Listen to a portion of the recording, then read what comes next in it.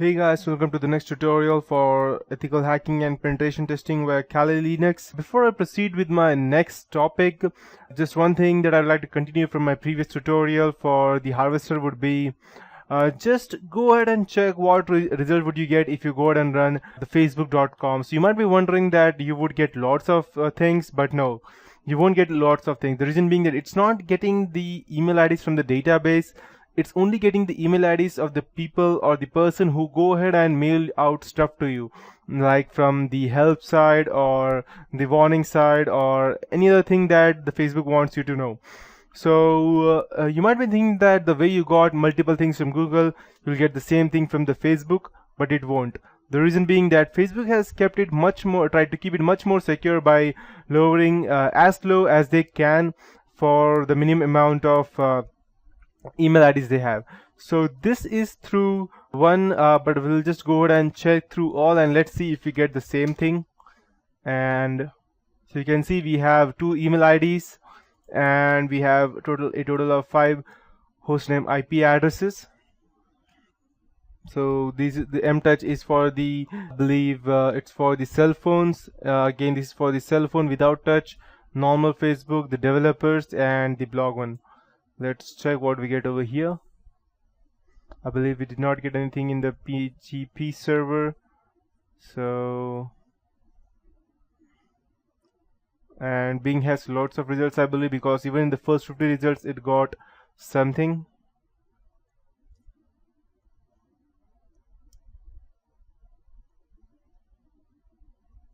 Also go ahead and start the normal term of the harvester.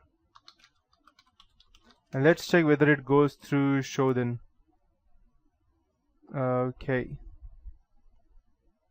No, I believe it does not go through Shodan. Perfect. So as you can see that when I went ahead and tried to use, okay, I have loads of other things. I tried to use all of these things. I got n number of email IDs than the one I got over here. So these are, I believe, some of them may be the administrator, some may be the person who are trying to go and keep network on the chat or trying to keep them safe. So the firewall people. So these are the list of all the people who go ahead and manage the Facebook from day to day. So yeah, it's good enough. I can see, as far as I can see. Fine. So now this is just for this is through a social networking website. If you go ahead and check the same through any random company, so let's check some of the big shot companies. Let me think. We have Microsoft. No, I want some random companies. Let's check what do we get. And perfect. So let's go and take this website. My connection is a bit slow. I'll just type Indian. Okay, let me check whether my Google is working or not. Okay, it is working. Okay, perfect. So I won't go over there, but now you know how you can go ahead and get all the IDs or the email IDs. If you're looking at it from a company's point of view, you can gather multiple things.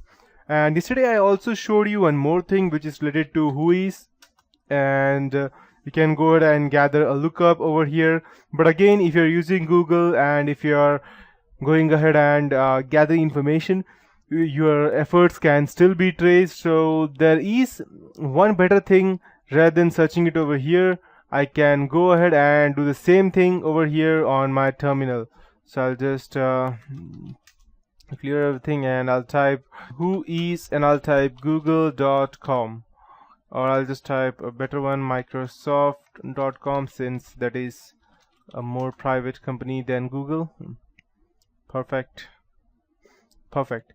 So even without using any kind of tool, I just went ahead and typed whoisgoogle.com and it gave me all the information. So it starts from over here. Server name is microsoft.com, or goddamn, okay, I'll just ignore that.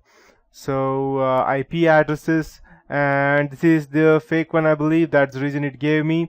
And I have, okay, Fine. So the as you can see that any random website that starts with Microsoft.com are given over here, even if it's a fake one. So as you can see that these are a bit abusive, but they are a fake.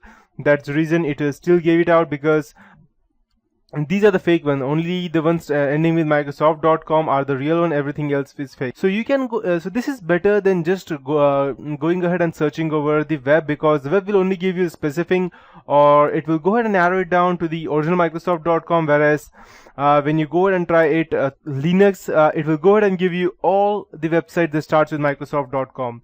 So you can also go ahead and check. Let's say google.com, and you will get even the fake websites created by us, or which are the names which are similar to google.com.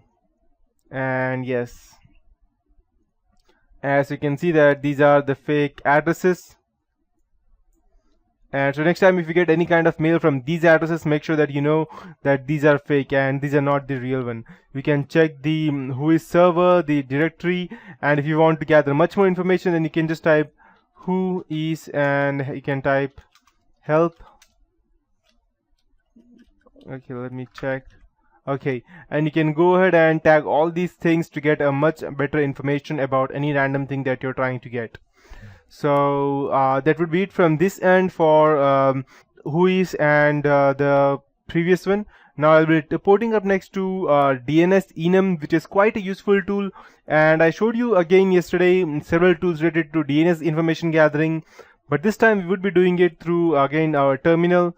And so there is a separate tool for all DNS analysis in Kali Linux, and as you can see, I'll be teaching you all of these things, starting with the smallest one and the first one, and I may leave out one or two if I think that they are not that good in collecting information, but I'll still teach you the most important ones. So as you can see, we have loads of other tools, and we will almost be learning 90% of them in these tutorials starting from now on. So these are vulnerability analysis for the websites, checking how secure they are. These are for the web applications running online. These are offline attacks. And password attacks can be much faster if you have a graphic card with you, because most of the times, or almost all of the times, password attacks are cracked by graphic cards. The reason being that they are much faster than a normal CPU. That's why. So we have your wireless tools, exploitation tools, sniffing, spoofing, maintaining access, reverse engineering, and many more. So starting with the dnsenum,